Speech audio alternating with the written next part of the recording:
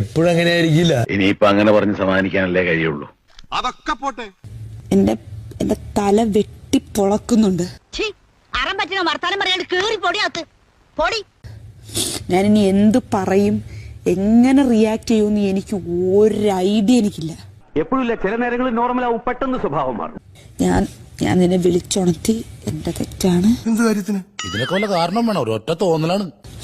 എനിക്ക് ഉറങ്ങാൻ പറ്റാത്തോണ്ട് ഞാൻ വിളിച്ചുണർത്തി പോയതാണ്. ഇപ്പൊ ക്ലിയർ ആയി. അല്ലെ ഡൗട്ട് അടിച്ച് പണ്ടടങ്ങി പോയനെ. കാര്യം എന്തൊക്കെ പറഞ്ഞാലും ഇവരുടെ ഒച്ചയും ബഹളും ഇല്ലെങ്കിൽ ഈ വീട് ഉറങ്ങിയത് പോലെ. ഞാൻ ഇപ്പോഴതങ്ങോട്ട് പറയാൻ പോവുകയായിരുന്നു. ഞാൻ നിന്റെ അടുത്ത് മര്യാദയ്ക്ക് സംസാരിക്കാൻ വന്നു.